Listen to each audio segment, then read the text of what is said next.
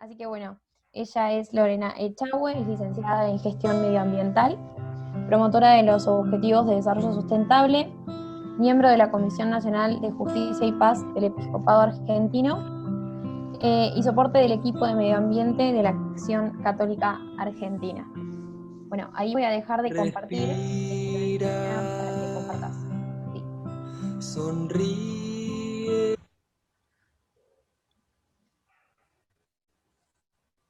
Ahí está.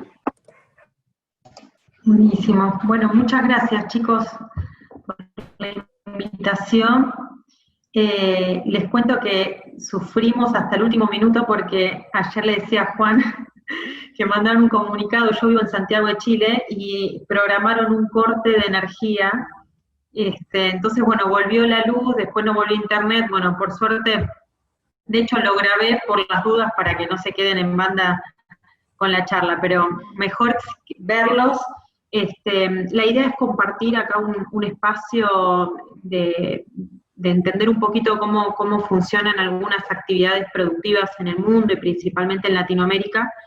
Es dar un pantallazo en general, pero también dar un poquito de luz respecto a cuál tiene que ser por ahí nuestra actitud o nuestro análisis respecto a este tipo de actividades, ¿no? Que a veces es muy fácil como ponernos en veredas muy opuestas, pero también el Papa Francisco siempre invita a una mesa de diálogo y de encuentro. Entonces, un poco, le quiero contar un poquito una experiencia.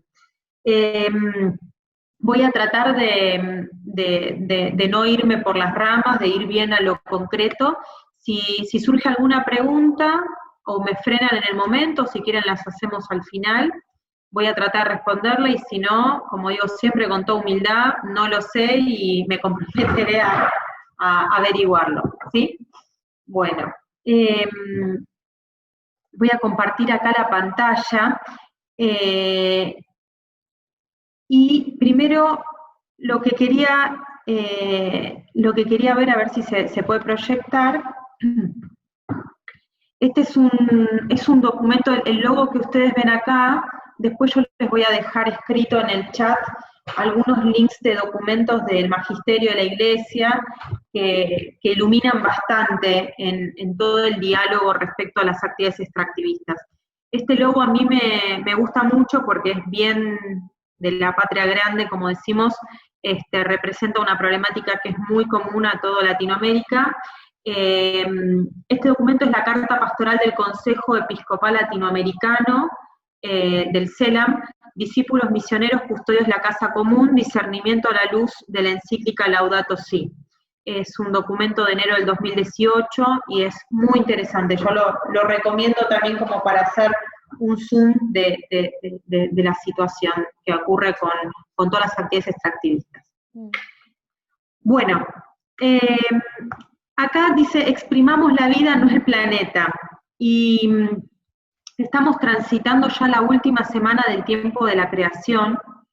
El tiempo de la creación se inicia todos los años el día 1 de septiembre. Era una fiesta en realidad que hacían la Iglesia Ortodoxa, y hace 5 años el Papa Francisco lo que hizo fue como adherir a esa fiesta del patriarca Bartolomé, e invita a todos los credos a sumarse en un gesto de oración interreligiosa por el cuidado de la casa común. Y este periodo se extiende hasta el 4 de octubre, que es el domingo de la semana que viene, que es la fiesta de San Francisco de Asís. Bueno, este 1 de septiembre en general esperamos todos ansiosos el mensaje de Francisco porque son bien contundentes, pero a la vez esperanzadores. Y él, no sé si estarán viendo, siempre todos los meses crea un video del Papa, se llama, y justo para el 1 de septiembre tocó todo el tema de las actividades extractivistas. Entonces, vamos a ver si compartiendo, ustedes me dicen si no, el video no sale con audio, por ahí, no sé si ahí Memi capaz que lo puedes proyectar. Me dicen ahí, sí, hagamos un intento. Sí. No sé si cuando pusiste compartir pantalla, hay una opción abajo que te dice compartir también el sonido de la computadora. Ah, mira qué bueno. Entonces vamos de vuelta. Compartir pantalla, compartir sonido. ¿Y optimizar clip también? No, creo que no. Video para... No, dejamos este, vamos a probar con este. ¿Están viendo ustedes ahí? Sí, perfecto. Vamos a ver si se escucha.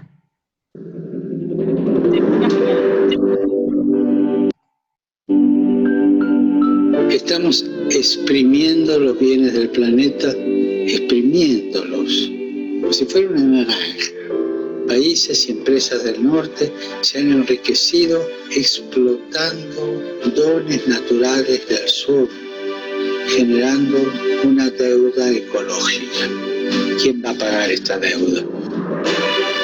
Además, la deuda ecológica se agranda cuando multinacionales hacen fuera de sus países lo que no se les permite hacer en los suyos. Es indignante. Hoy, no mañana, hoy, tenemos que cuidar la creación con responsabilidad. Recemos para que los bienes del planeta no sean saqueados, sino que se compartan de manera justa y respetuosa. No al saqueo, sí al compartir.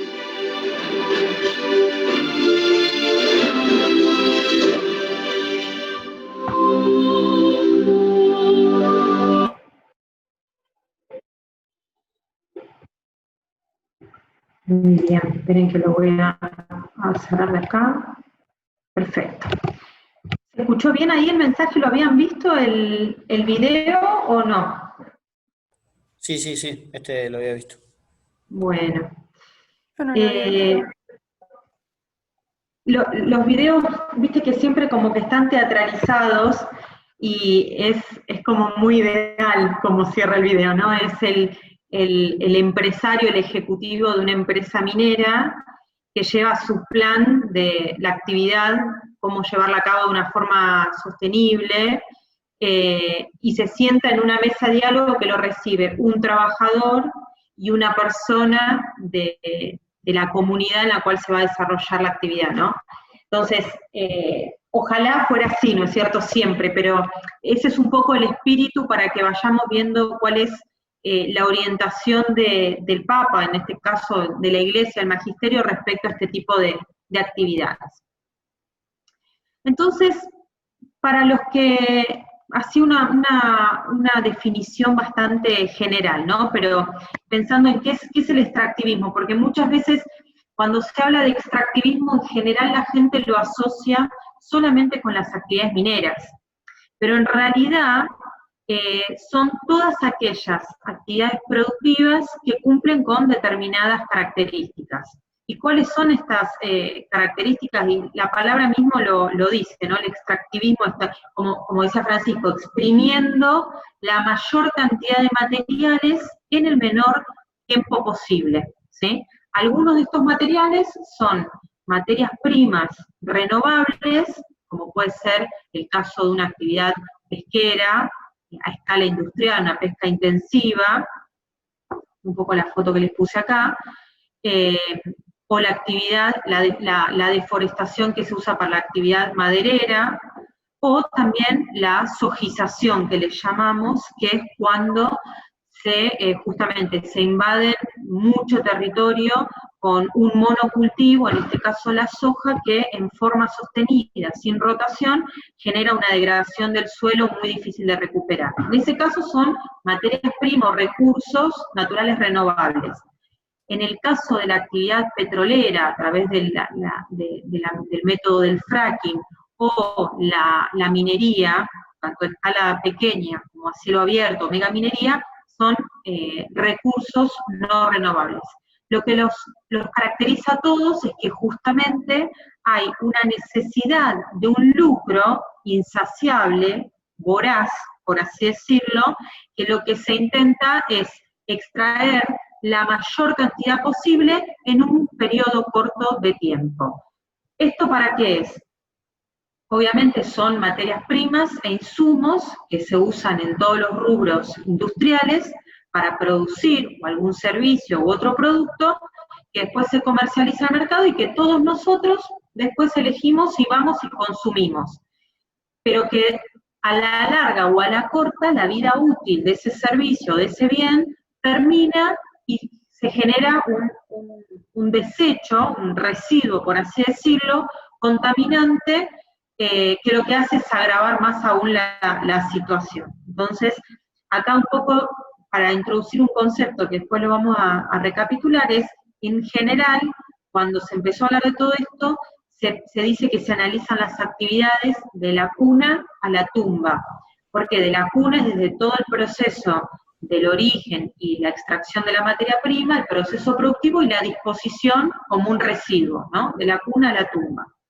Es una desaforada tendencia del sistema económico por convertir en capital bienes de la naturaleza, ¿sí? Eso sería, digamos, a grandes rasgos. ¿Puede haber otras actividades extractivistas? Sí, yo pienso que si nos ponemos a pensar, puede haber algún tipo de actividad productiva que pueda cumplir con esto, pero estas son como las más polémicas y de alguna forma las que los conflictos ambientales son las que más resuenan. Acá encontré, les quería traer un mapa de estos conflictos ambientales por actividades extractivistas, y no encontré de qué año es esto, pero la verdad es que no cambió nada, como que la foto parece media vintage, como que es de un manual del primario de alguien, pero si nos ponemos a mirar, no cambió absolutamente nada. Entonces, donde vemos, acá el casquito son todas las actividades mineras cuestionadas. Las más conocidas son todas las que están sobre la cordillera, que son en general las luchas más pesadas, como la de Mendoza, que fue la más polémica, la que lograron frenar el emprendimiento. Tenemos en Catamarca, tenemos la de Esquel generó tal movilización que los vecinos se organizaron en una asamblea que dice no a las megas minerías, tienen un trabajo muy, muy avanzado. Y después tenemos bien al sur, y algunas acá en la provincia de Buenos Aires. Las actividades mineras muchas veces las asociamos con que son solo metalíferas, ¿no? Es decir, que para extraer oro, plata o cobre. Pero en realidad las actividades mineras pueden ser de cualquier tipo de justamente mineral, valga la redundancia. Para que se den una idea, para poder fabricar las pinturas, el asfalto de las ciudades, todo eso se utiliza dolomita, calcita, son otros tipos de minerales menos invasivos, pero son no renovables, y en muchos casos se utilizan también no técnicas con soluciones cianuradas, pero sí utilizan explosivos para dinamitar las minas y poder hacer el proceso mucho más rápido. Después tenemos, por ejemplo, que vamos a ver acá, la deforestación. Bueno, la deforestación, la zona más polémica de nuestro país es toda la zona del norte y del litoral, en Misiones, toda esta zona muy cercana a la Amazonia, que está lindante con Brasil, ¿no? Entonces son regiones muy ricas en forestación, pero también muy cuestionadas por su operación. Entonces por eso también es que hubo un fuerte lobby, una fuerte presión para que se cumpla con la ley de bosques. Toda esta zona rosa que se ve acá, que es en la región, en La Pampa, Córdoba, un poco de Santa Fe, Buenos Aires, es degradación de suelo, nada más y nada menos por el cultivo de la soja, ¿no es cierto? Recordemos que Argentina no solo produce soja para el consumo interno, sino que es un gran exportador también de soja para otros países, y además, limpiándolo también con cosas para que ustedes estén ahí conectando con lo que pasa en la realidad, el polémico acuerdo que habrán escuchado en las últimas semanas, el acuerdo que Argentina quiere firmar con China para la producción de ganadería, de cerdos, en realidad, de cerdos, en Argentina, ese tipo de actividades de gran escala, la única forma de alimentar a los animales para el engorde es con soja. Utilizan mucho de los terrenos deforestados, se deforestan justamente para convertir su uso en agricultura, y mucha parte de este alimento no es para las personas, sino para el engorde de animales. Después tenemos acá, cerca de la región de Comodoro Rivadavia, región bien polémica también por todas las actividades de fracking, por derrames de petróleo, y bueno, toda la costa atlántica por pesca intensiva. Y si vemos acá, se habrán escuchado, sobre todo esta última semana, que lamentablemente se reavivaron los fuegos en la provincia de Córdoba, hay en otras partes del país, en otras partes del mundo, no es un problema solamente nuestro. Para que se den una idea, se calcula que en Argentina hay un mix de razones. Una se incendia por desequilibrios ambientales muy vinculados al bajo régimen de precipitaciones, el estrés hídrico que sufren las tierras y las temperaturas, pero al otro lado, la otra causa es el incendio intencional, que justamente es para preparar todos los terrenos para actividades agrícolas y ganaderas. Entonces, todo este tipo como este mapa nos muestra que en realidad tenemos casi todo el país minado con distintos conflictos originados por actividades extractivistas. Entonces, para hablar un poquito, justo le contaba a Juan cuando me llamó que habíamos preparado un informe para la provincia de Chubut, que está ahora reavivándose un vacío legal que tienen ellos respecto al desarrollo de la minería, y hicimos un ejercicio del ver, juzgar y actuar. En este caso es puntualmente la actividad minera, pero si se dan cuenta, toda la mirada, toda la lógica y el patrón de estas actividades es transversal a todas. Así que pongámosle minería, pongámosle pesca, deforestación, agricultura, lo que quieran, digamos, el sentido va a ser el mismo, ¿no es cierto? Entonces, para hacer un pequeño diagnóstico, ¿no? de qué es lo que pasa en la actividad minera.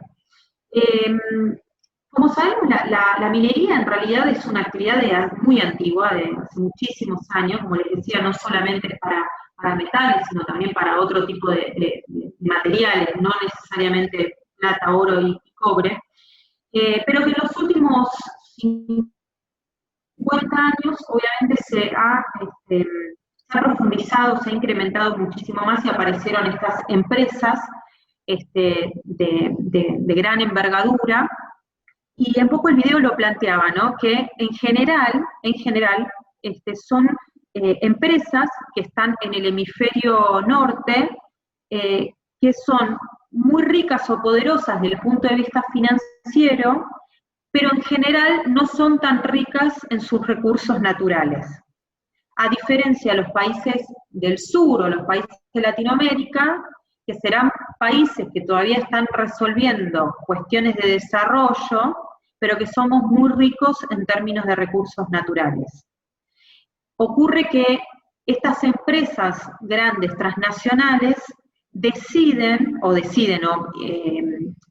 tratan de captar lugares para hacer estas inversiones, muchas veces bajo estándares que si estuvieran en sus países de origen no se los permitirían.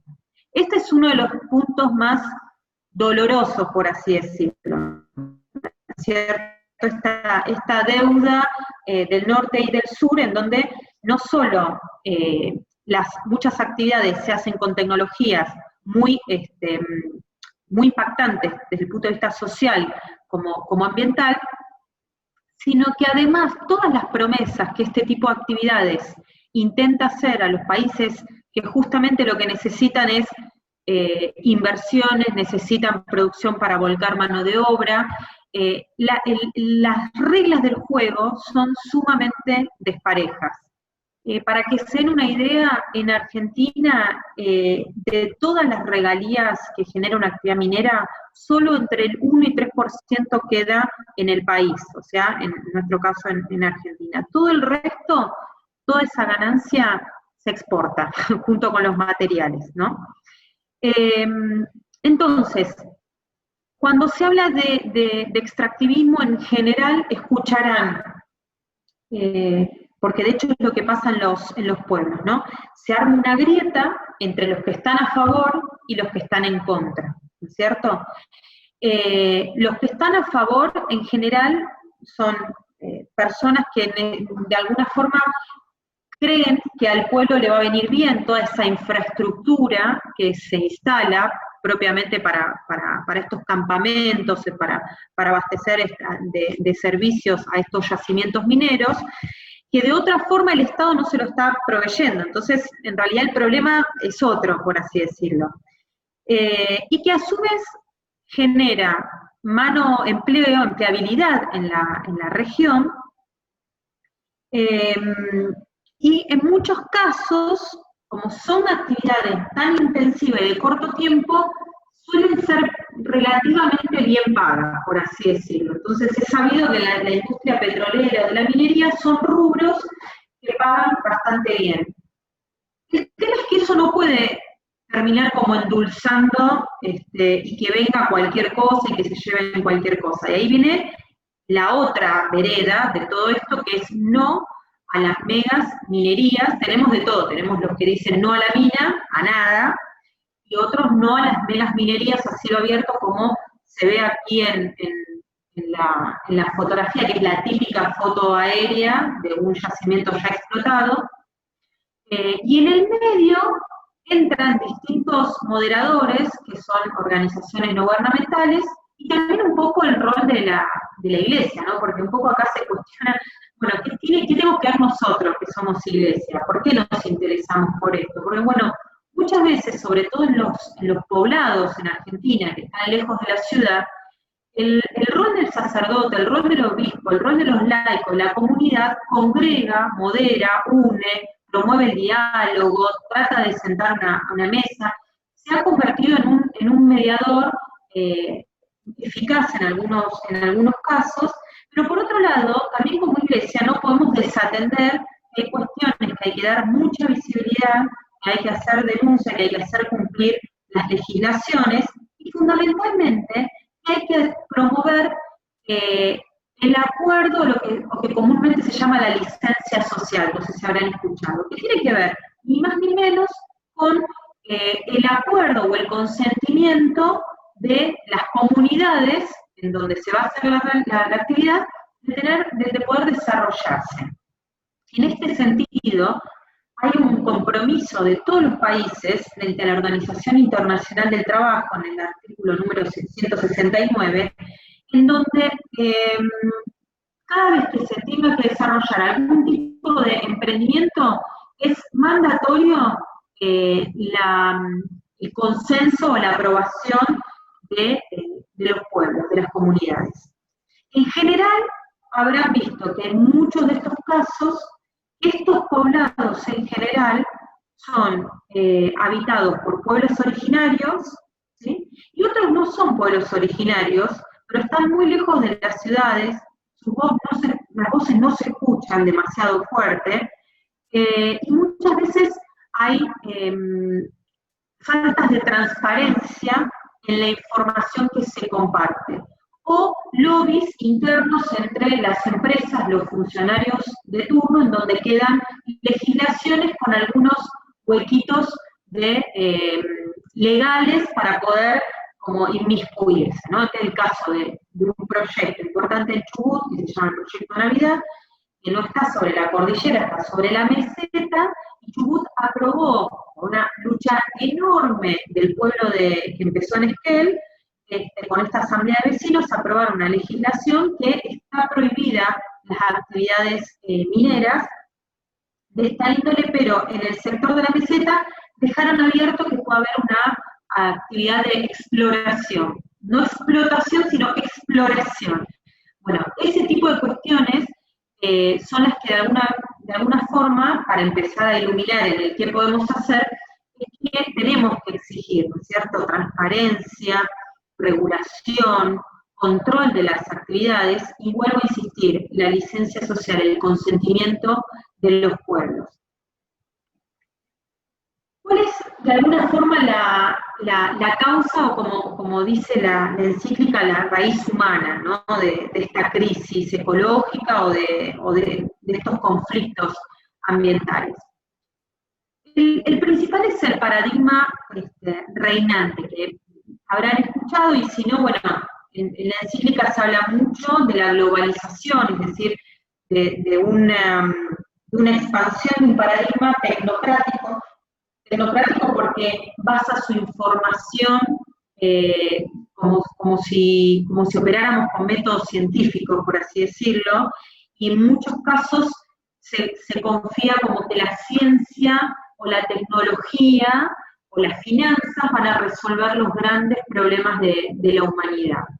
Este paradigma está basado también en un antropocentrismo, es decir, el hombre como centro absoluto, un antropocentrismo muy, muy malentendido, a lo largo me atrevo a decir, hasta malentendido desde el Génesis, cuando dice que el último día que Dios crea al hombre, le dio todos los recursos, no para que los explotara, para que los administrara, pero este antropocentrismo moderno lo que opera es con un pensamiento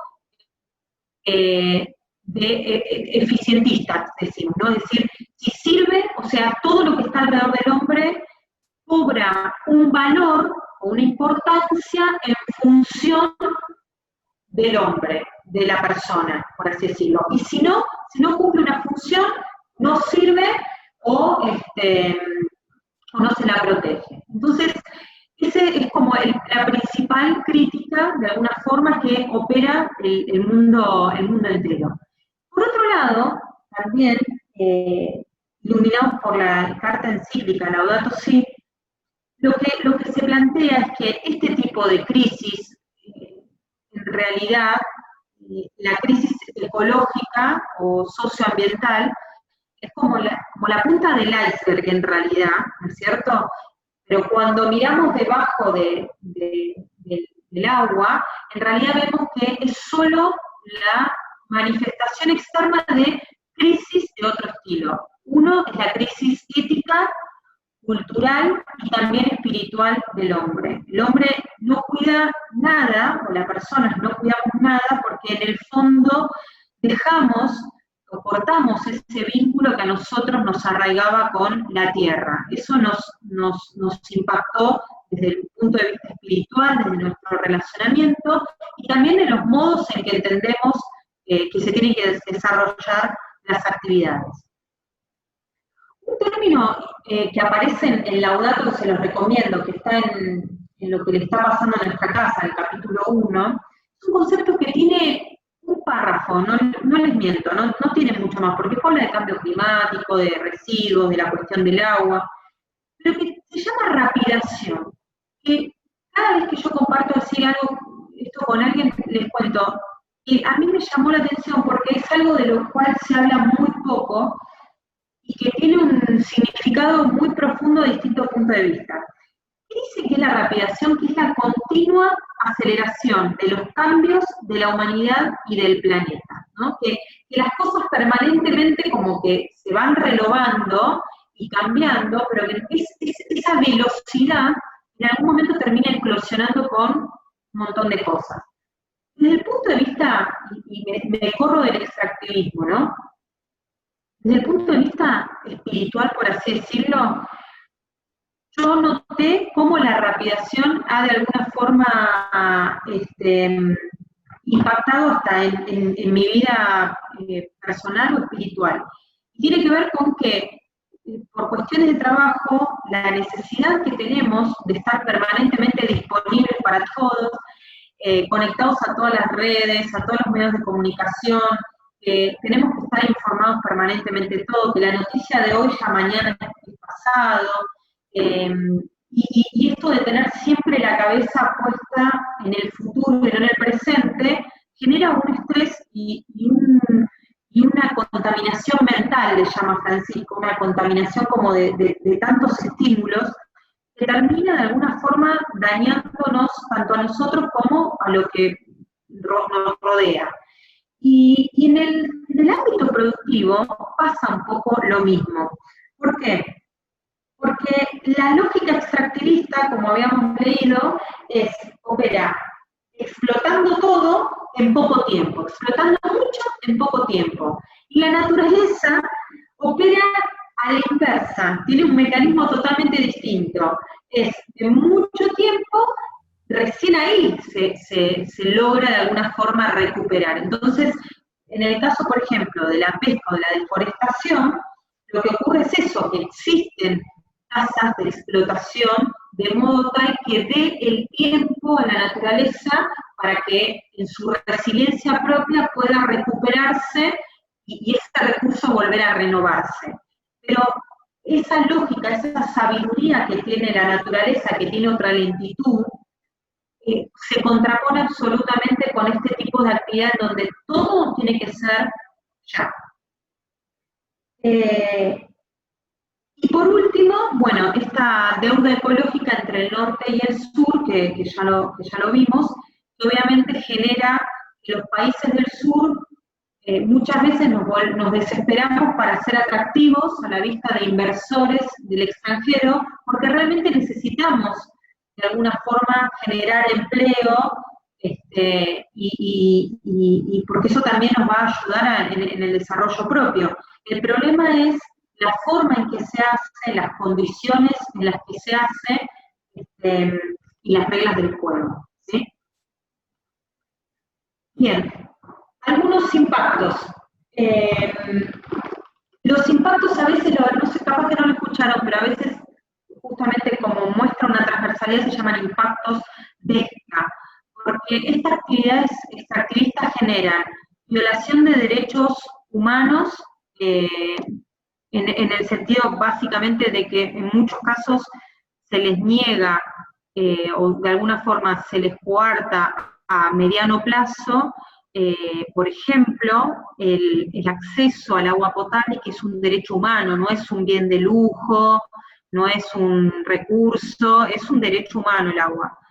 Por otro lado, derechos humanos, hay violación en este tipo de actividades porque cuando el poder económico es tan grande, presiona mucho a la política, eso Francisco habla mucho también en Evangelii Gaudium, y muchas personas reciben amenazas o son coartadas de su derecho de expresión para no poner en riesgo los negocios ajenos, ¿sí?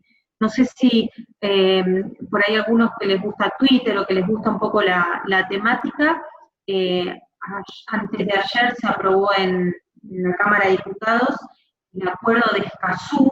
El acuerdo de Escazú no entró en vigencia aún, falta por lo menos un país que se adhiera para ser 11. Justamente es un acuerdo latinoamericano que va a ser muy útil para esto, porque lo que provee es acceso a la información libre, o sea, obliga a los estados a compartir absolutamente toda la información de los proyectos, de los impactos, etc.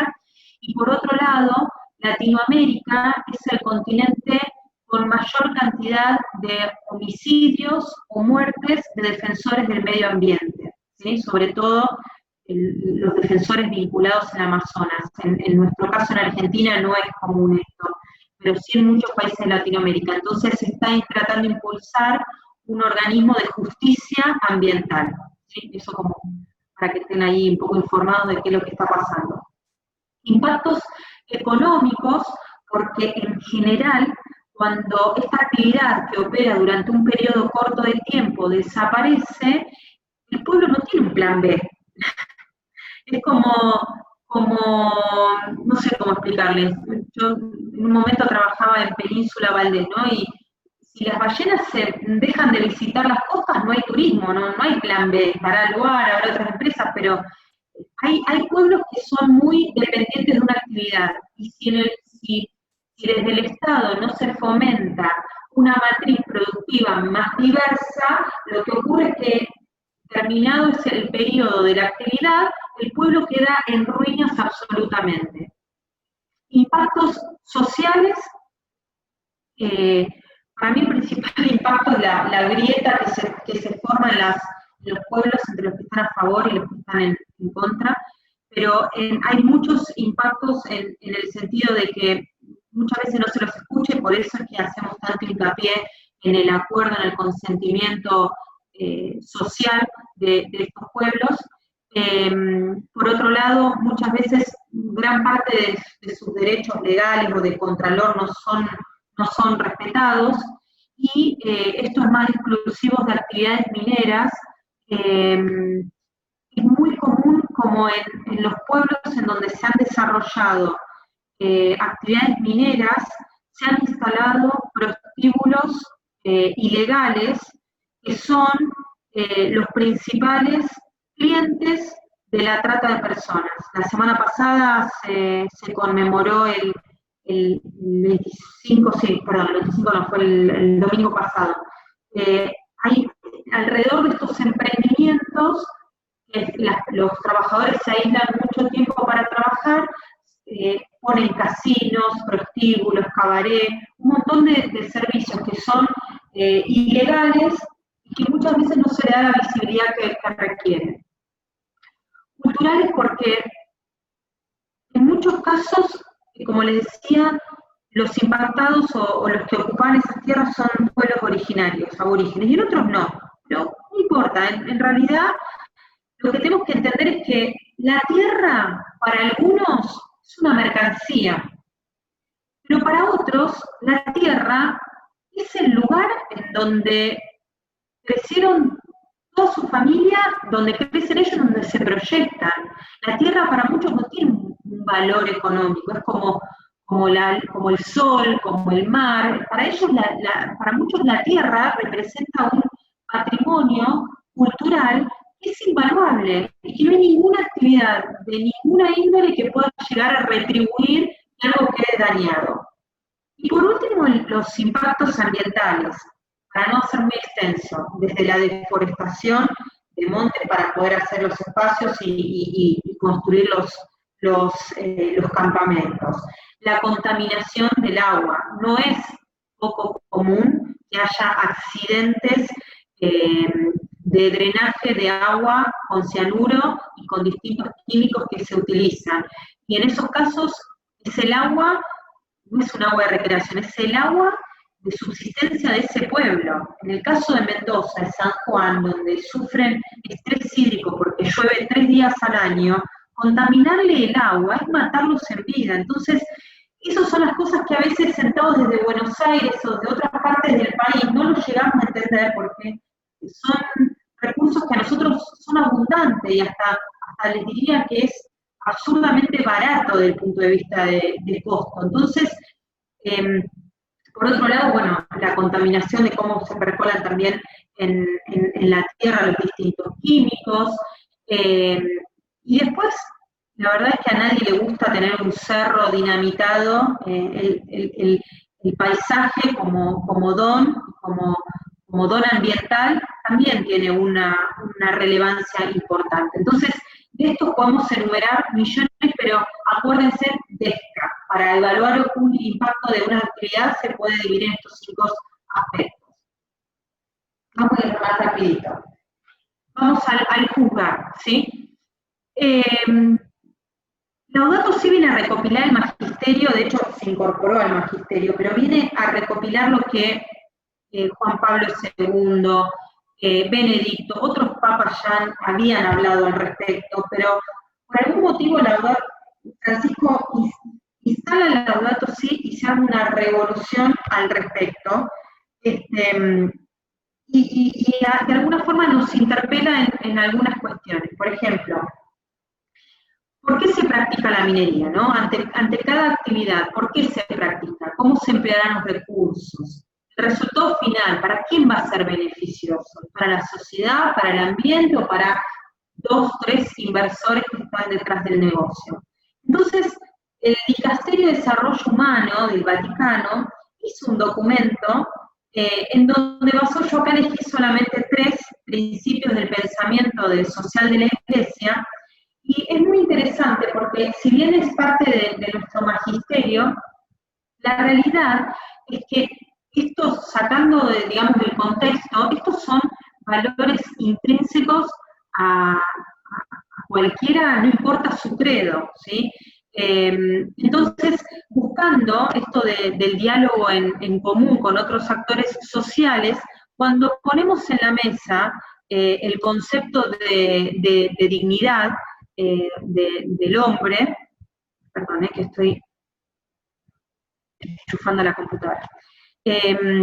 Cuando lo ponemos, digo, nadie puede dejar, digamos, o poner en duda de que la prioridad número uno tiene que ver con el respeto de la dignidad humana, ¿no? Es un derecho, por otro lado, inalienable. Y cuando hablamos de bien común, claramente acá lo que de alguna forma tenemos que propiciar es que no sean, creo que el video también lo decía, que no sean pocos los que se beneficien de esto. Efectivamente tiene que redundar en el bien de la mayoría, en el bien común, en lo que quieren todos. Y por último, el destino universal de los bienes. ¿Y esto con qué tiene que ver? Con justamente nosotros, de alguna forma, como dice el proverbio, estamos acá, digamos, heredamos algo, pero de alguna forma estamos de paso acá. Y Francisco habla mucho de la solidaridad intrageneracional, es decir, entre nosotros, e intergeneracional. Y el destino universal de los bienes se trata también de eso, de cómo nosotros hoy, no mañana, él decía hoy, no mañana, hoy, vamos a proteger esto para que en el mediano, largo plazo, mientras exista vida en la Tierra, todos puedan gozar de estos dones que son muy importantes para el desarrollo de la vida humana. Y por último, en el actuar, como para ir haciendo así un poco de resumen, buscar tanto la minería como cualquier actividad extractivista con el foco en el bien común. Desde la Iglesia pensamos que es el camino correcto. Y aquí me saco un poco, que somos de la Iglesia, hablo como Lorena, como una opinión personal, ¿no? Es fácil muchas veces colocarnos en veredas contrapuestas. Creo que el desafío es cuando intentamos entrar en diálogo con todos, ¿no es cierto? Y en este sentido, digo que tenemos que ser coherentes y evitar el riesgo de caer en la hipocresía. ¿Por qué? Porque las actividades mineras, como cualquier otra actividad, como la pesca, en realidad cumplen un rol importante para nuestra vida. No es que porque el oro o la plata solamente se produce para fabricar joyas. En realidad, si hoy estamos nosotros hablando, interactuando, tiene que ver con que estamos usando equipos electrónicos que tienen una batería de litio. Seguramente ustedes, alguno estará tomando un matecito y la bombilla puede ser de madera, que también es una actividad extractivista, o puede ser de metal. Entonces, creo que el camino sustentable de esto tiene que ver con no a la minería contaminante, como dice ahí, ¿no? El agua y la vida no se negocian, es escanear cada proyecto como si nos pusiéramos unos anteojos de la ecología humana integral, como que analicemos anticipadamente cómo se va a desarrollar la actividad, si esto beneficia a todos, cuál va a ser el pasivo que esto va a dejar posterior a la actividad. Se están internalizando todos los costos dentro de esa inversión. La comunidad está de acuerdo con esto, participa, tiene voz, se le escucha, está efectivamente reguladas las actividades, hay tasas de extracción, hay un control posterior a que la actividad termine, existe transparencia en la información, y por último, somos promotores de modelos de economía circular, y esto es importante porque una de las causas, que quizás la incidencia no es la mayor, tiene que ver con que las cosas las usamos y tiramos. Entonces el consumo de metales o de cualquier otra cosa se incrementó, se exacerbó en los últimos 50 años por esta lógica descartable de la cultura del descarte, que es humana y también es material.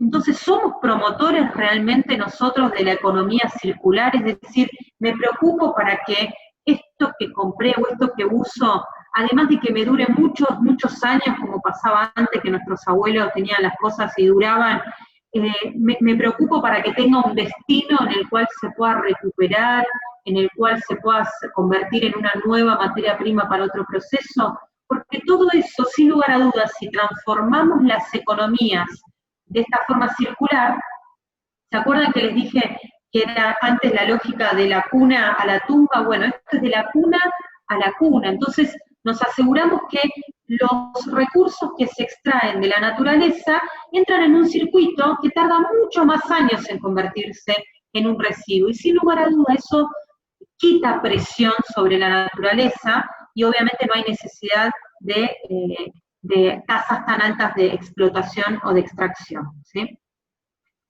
A modo de resumen, algunas orientaciones para analizar estas actividades puestas en el bien común.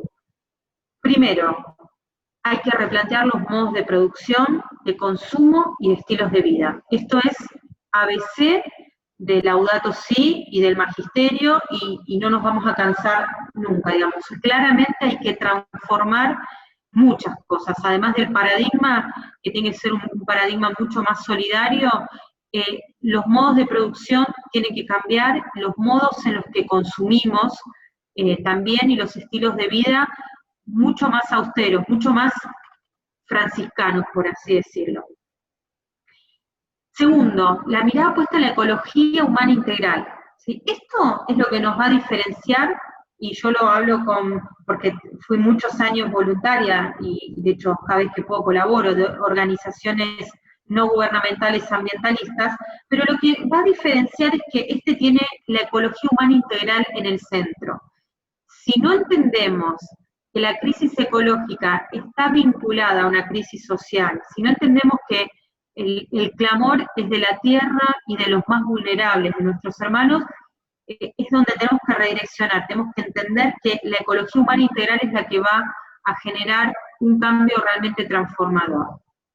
Tercero, el acceso a información, transparencia, la licencia social, que ya lo hablamos, y nuevos modos de entender la economía. Y esto tiene que ver con cuáles son las expectativas también de rédito ante una actividad productiva. ¿Por qué no podemos pensar que en vez de desarrollar actividades a gran escala, podemos hacer actividades mucho más regionales, más focalizadas, un poco más artesanales o de menor impacto, pero que se distribuya el fruto de esa actividad de muchas más personas, sino que esté concentrado? Ahí viene el llamado de Francisco a todos los jóvenes, economía de Francisco, en donde me encanta el concepto, pues una economía con alma, ¿no? No una economía despiadada, no una economía que excluye, no una economía que mata, una economía con alma, con la mirada puesta en la dignidad de la persona, el cuidado del medio ambiente y el desarrollo de todos. Y por último, Laudato Si, que, bueno, la mía ya está muy, muy viejita, siempre tenganla a mano, creo que va a ser uno de los documentos más trascendentes de Francisco como Papa. Bueno, el domingo que viene va a lanzar otra encíclica, pero más vinculada a la pandemia. Pero Laudato, para todas las cosas, yo se los recomiendo porque a mí me sirve. Para analizar cualquier actividad que a ustedes les interese, Laudato opera como un faro, porque visibiliza los síntomas socioambientales, cuando habla qué le pasa a nuestra casa común, pero también muestra las causas de esta raíz, la raíz humana, los problemas, cuál es la causa de estos problemas. Nos unen con los valores de austeridad, de suficiencia, orientan las acciones que transforman el paradigma actual, ¿sí? Nos quedamos no nos quedamos en el análisis, sino vamos a la acción, congrega a todas las religiones como visiones, e intenta entrar en diálogos con todos los actores sociales. Entonces, me parece que un poco es la síntesis de cómo podríamos llegar frente a un emprendimiento extractivista, cómo leerlo y ser bien firmes en la denuncia cuando algo no está mal, pero también ser muy dispuestos al diálogo, al encuentro y a buscar el bien común para todos.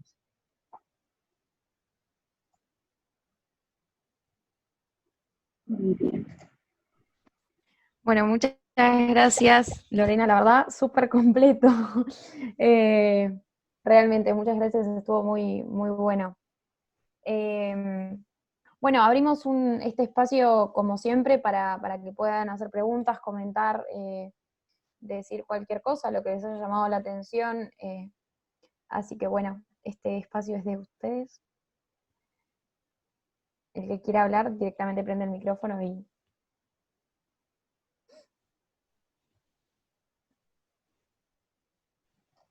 ¿Son todos de Buenos Aires, de La Plata, o no? ¿Hay chicos de otros lados? No sé, a ver, porque no los conozco a todos. Soy de ¿Y hay Hudson. Berazategui. Berazategui? ¿Hay alguien más que no sea de La Plata? Yo soy de Mar del Plata. Vivo en La Plata, pero soy de Mar del Plata. Mira. Bueno, el que quiera. Lisandro, habías desactivado el micrófono y ahora lo desactivaste, no sé si querías decir algo. Sí, no, le pifié al botón. No, bueno, comentar que estuvo buena la charla, todos los temas, que está bueno estar al tanto de lo que pasa en todo el país, que la verdad es bastante deprimente, y que, bueno, está bueno por planteárselo para poder paso a paso empezar a cambiar los hábitos de consumo, por ejemplo. Yo soy estudiante de biología en la Universidad Nacional de La Plata, y últimamente estoy siguiendo muchas páginas de Instagram donde venden productos ecológicos como cepillos de madera, cepillos de bambú, que es mínimo la verdad eso, pero estaría bueno que se pudiese más fomentar el consumo de estos productos que ayudan un poquito al menos al medio ambiente para, bueno, no perjudiciarlo. Buenísimo, buenísimo. Hay un tip, chicos, para cuando uno quiere hacer un cambio, ¿no? En general, todas las cosas que se transportan muchos kilómetros generan un impacto muy grande, la huella de carbono que habrán escuchado, ¿no? Tiene que ver con que sí, que a veces se transportan cosas en aviones, en barco, por una cosita chiquita. Bueno, a ver, vamos a ser bien honestos, o sea, bueno, yo no soy muy consumidora, pero ¿cuántas personas para comprar ropa se tomaban un avión y iban a Miami? Ahora la pandemia cortó todo, ¿no? O las páginas de eBay y las páginas chinas que se compran 20.000 millones de cosas, 2 mangos. Bueno, por ahí cuando uno quiere como tratar de ser un consumidor más responsable, está bueno mirar el producto y ver qué información tiene, ¿sí? Y una de las cosas que yo trato de mirar siempre es dónde está hecho, ¿no? Y si es hecho cerca, más allá de que uno también está ayudando al desarrollo de una actividad en su país, el impacto ambiental también es mucho menor, porque no tiene que cruzarse 3 océanos para traer el producto. Entonces, el camino de la acción como consumidores, pienso que es eso, es informarnos y empezar a leer un poco las etiquetas y entender bien cómo están hechos los productos. Sobre todo la industria de la indumentaria, que es una de las más contaminantes, es la de mayor consumo, la de la moda, y a su vez es la que más fomenta, o de alguna forma, no, fomenta no, pero emplea mano de obra ilegal. Se han descubierto las grandes marcas de ropa que han encontrado talleres clandestinos con niños trabajando, mujeres hacinadas. Esas cosas son las que ni como iglesia ni como ser humano, cuando hablaba con Juan hablamos de eso, ¿no? De la parte ética de todo esto. Hay un planteo ético, más allá de si me interesa o no me gusta el tema, ¿no? Hay un planteo ético y muchas veces le echamos la culpa a los funcionarios, a los empresarios, pero el poder lo tiene el consumidor. Si nosotros no compramos todo lo que nos venden, deja de ser un negocio para unos pocos. Entonces el acceso a la información es muy importante. Sí. Yo tengo una pregunta. Bueno, primero que nada, gracias por todo, la verdad que estuvo muy interesante. Tenía una pregunta. A mí me pasa que con todo este tema, siempre caigo en el mismo dilema, que no le encuentro una respuesta muy clara, y es, desde que estoy viviendo solo, empecé a hacer ecoladrillos. Son los ladrillos que los llenas de plástico y bueno. Obviamente sí, me tomaba todo el trabajo de, recortar, lavar, ¿viste? Empujar con la cuchara de madera al fondo de la botella para que haga bien compacto, ¿viste? Bueno.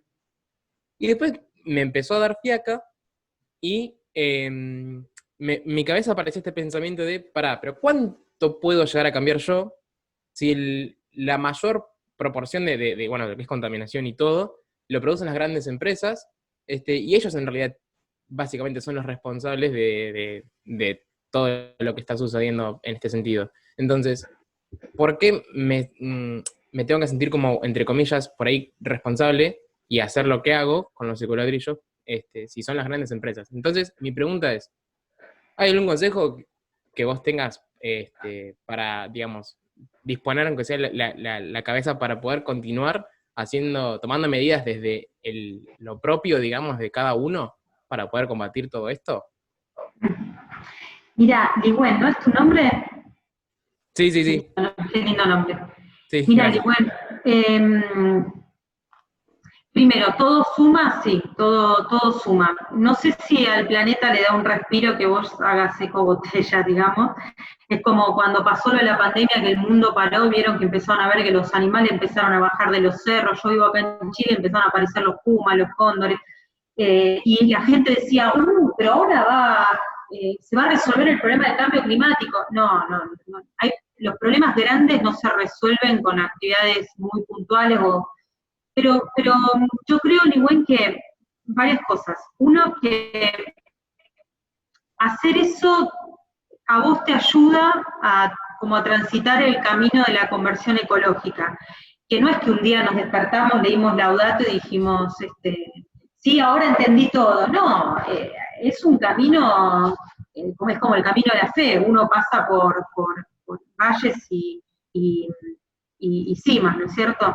Entonces, en cuanto al impacto, puede llegar a ser poco. En realidad, escucho cada vez más personas que hacen esto de la ecobotella, de las botellas de amor, creo que le llaman también. Sí. Con lo cual te digo que, no sé, si juntamos la cantidad de gente que lo hace, capaz que es muchísimo. Pero yo te desafío a ir un poquito más, que es, ¿qué pasa si contás la cantidad de plástico que generás, plástico de un único uso, ¿no? Y empezás a reducir, o empezás a comprar cosas que no tengan tanto packaging ni tanta cosa, ¿no?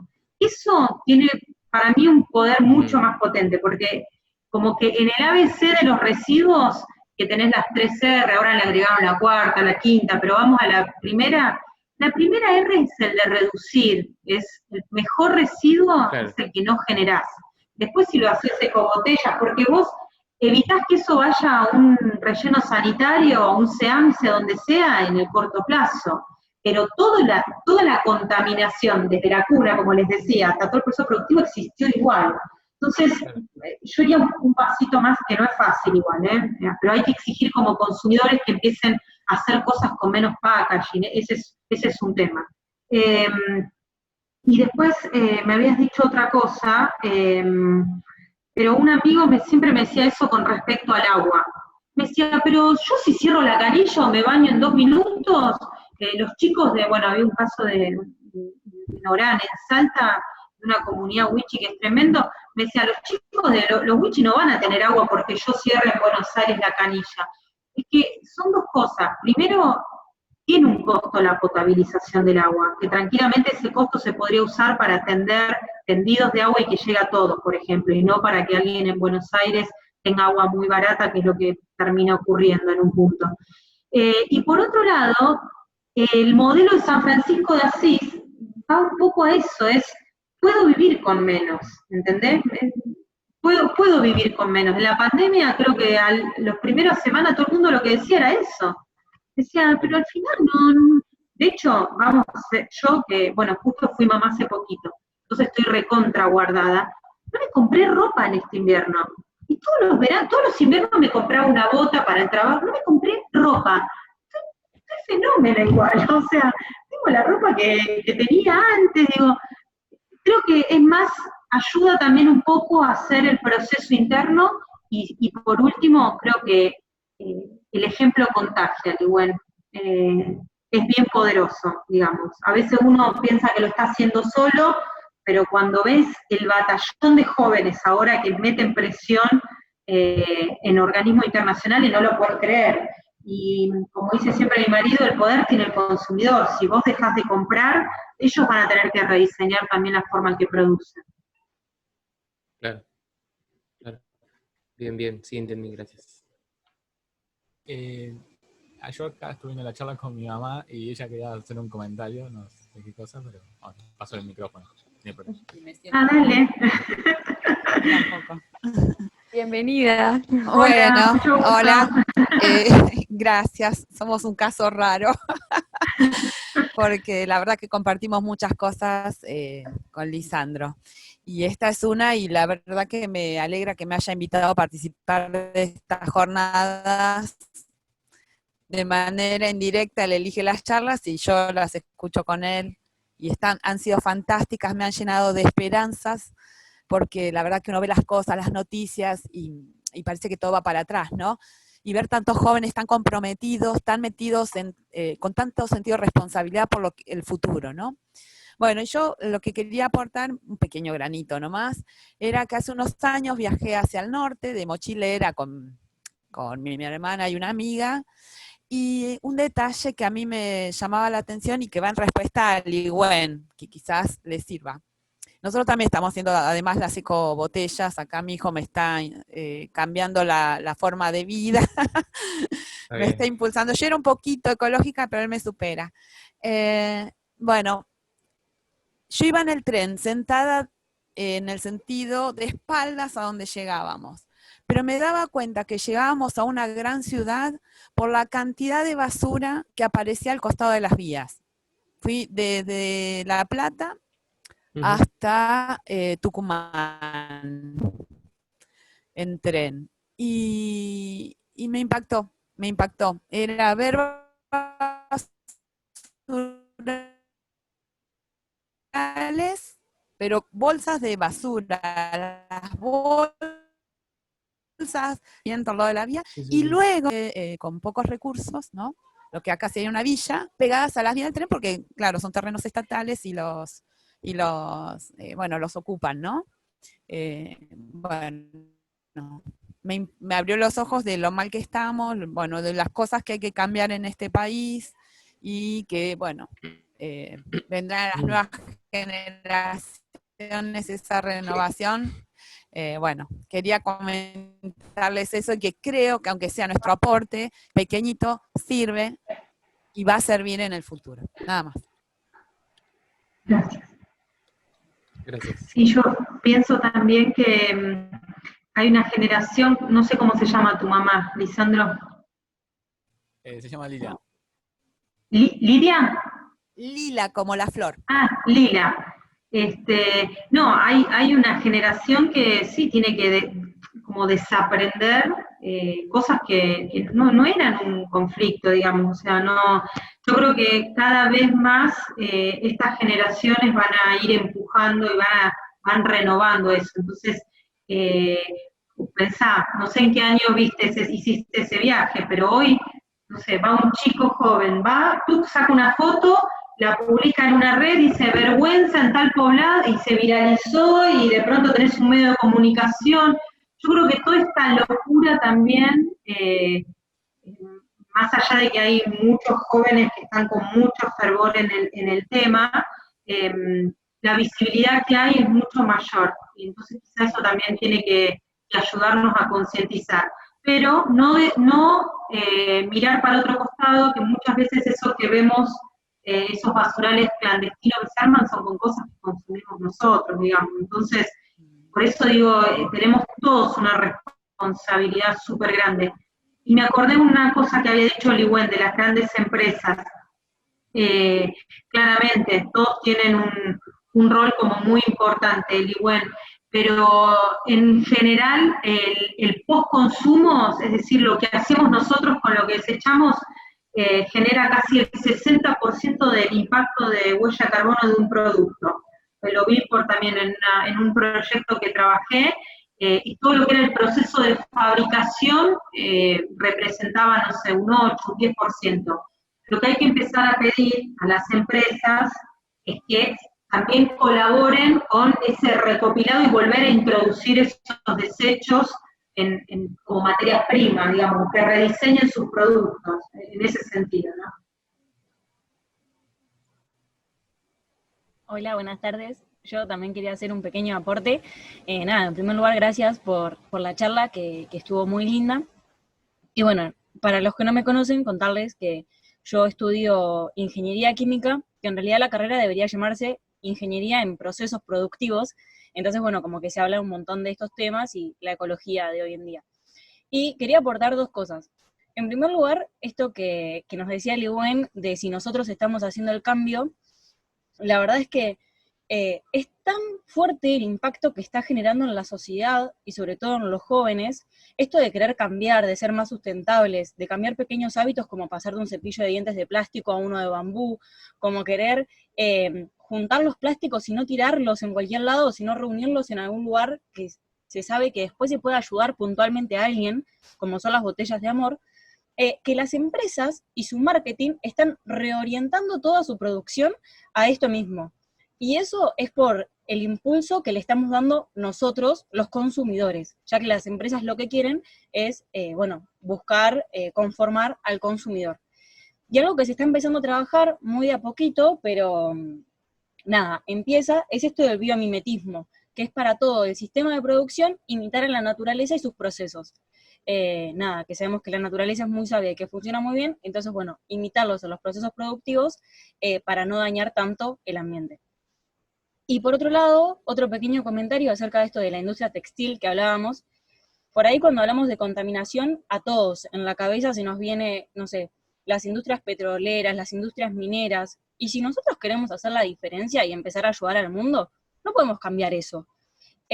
Porque eso sí se tienen que encargar las grandes industrias y esos grandes potenciales. Ahora, si nosotros queremos hacer el cambio, tenemos que empezar por nuestra casa y por lo pequeño. Y la industria textil contamina un montón por la moda, ya que su ciclo de la cuna hasta la tumba es muy corto, porque como la moda es muy cambiante, por ahí tiramos un montón de prendas que siguen estando en buen estado, que sirven, y eso contamina muchísimo a nivel mundial. Entonces nada, por eso ahora está también de moda los lugares vintage o las ferias americanas, también es un buen recurso para aprovecharlo y seguir dándole vida, aumentar el ciclo de vida de estos productos textiles y reducir un poco más la contaminación, empezando por nosotros. Gracias, Valen.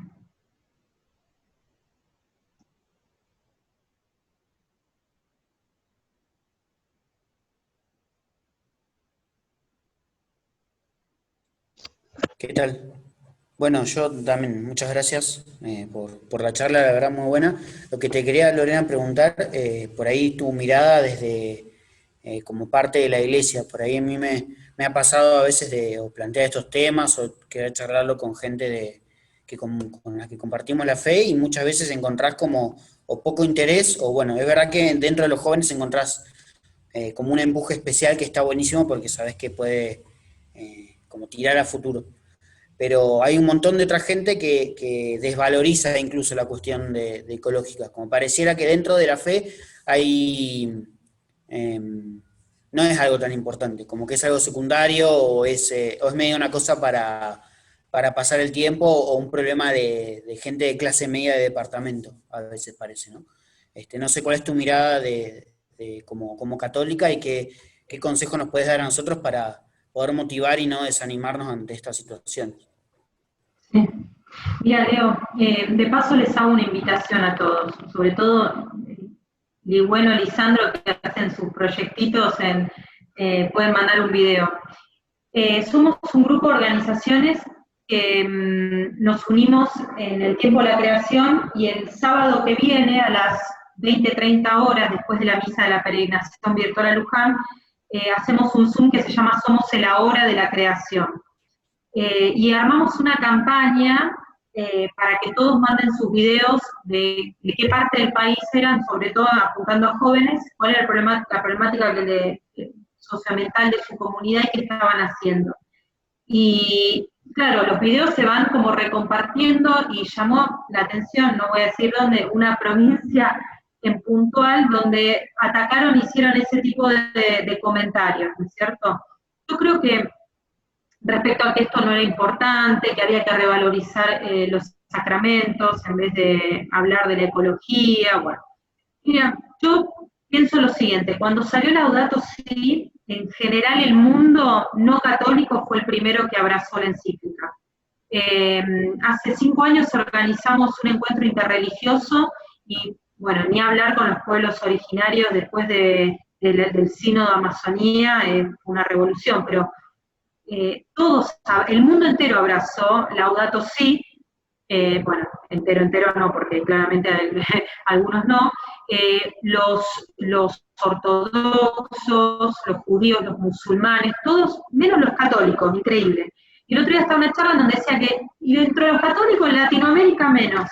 No sé por qué tenemos ahí como un rechazo, evidentemente tiene que ver quizás con otras cuestiones más ideológicas, ese tipo de cuestiones, pero quizás lo tomo en el sentido de que es una señal de que tenemos que seguir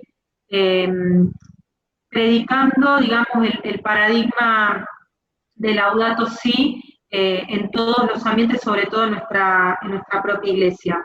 Y para mí, mira, cuando a veces veo que hay muchas organizaciones de jóvenes ambientalistas que en general se mezclan con banderas de ideologías de género o aborto, hay toda una gran cantidad de jóvenes como ustedes, como muchos chicos, que en realidad están haciendo transformaciones grandes, y esto no es un problema de clase media, departamento de Recoleta o algo, y ustedes creo que nació en La Plata, pero La Plata tiene una para mí más hermosa que vi en toda mi vida, es el proyecto de cuidadores de la casa común que lleva Marta Riola, Monseñor Lugones.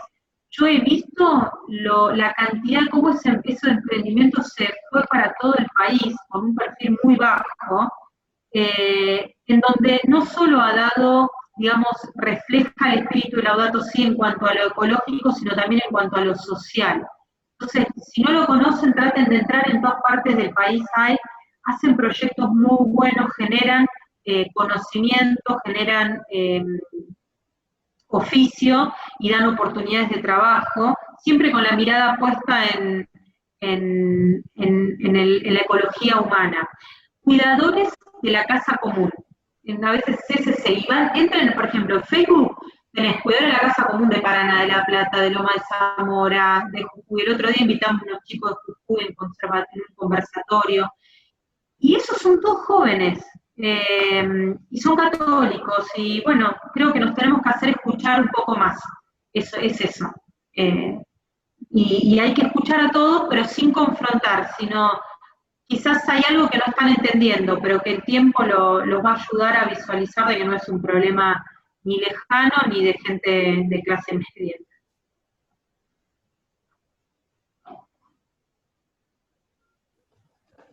Yo voy a aportar algo que acá cerca de mi casa está el río, y hace unos años hicieron como un camino, porque antes era medio difícil acceder.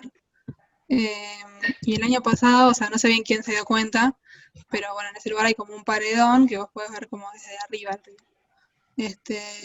Y una amiga me invitó, y empezaron a hacer como unas jornadas, porque parece que del otro lado del paredón, o sea, no se veía, estaba como a un costado, o sea, estaba todo río hermoso, y del otro lado del paredón había como una cantidad de basura impresionante, o sea, muchísima, se ve que de todos los años desde que se hizo eso, y se empezaron a hacer como unas jornadas cada 15 días para ir a limpiarlo. Y éramos por ahí, no sé, 10 personas, pero sacábamos como 20 bolsas de basura en una tarde. Es como que o sea, y no cuesta mucho realmente, o sea, ahora con la pandemia como que se paró y seguramente se sigue acumulando mucha basura ahí. Pero, o sea, como que va de a poquito, pero eso creo que hicimos un gran cambio, estaba llenísima de basura, era como unos pastizales con el río, estaban metidos abajo, era una mugre. No, y encima, Nayara, o sea, eso se puede hacer, se puede segregar en origen desde tu casa. El problema es que hay que exigir a los municipios que tengan esa segregación diferenciada, ¿no? Porque si vos te matás segregando lo que es plástico, cartón con vidrio, pero después de pronto viene el basurero, lo mezcla todo y lo lleva al SEAMSE, no tiene ningún sentido. Y segundo, recuperaron un espacio público que probablemente pueda ser un espacio verde en el futuro, si lo llegan a cuidar. Y ese sentido de cuidado también ayuda a construir comunidad, seguramente. Entonces, ganan todos ahí, ganan todos. Memi, estoy escuchando, ¿se lo puedo decir con confianza? Estoy hace media hora escuchando que mi bebé está llorando y mi marido va y viene.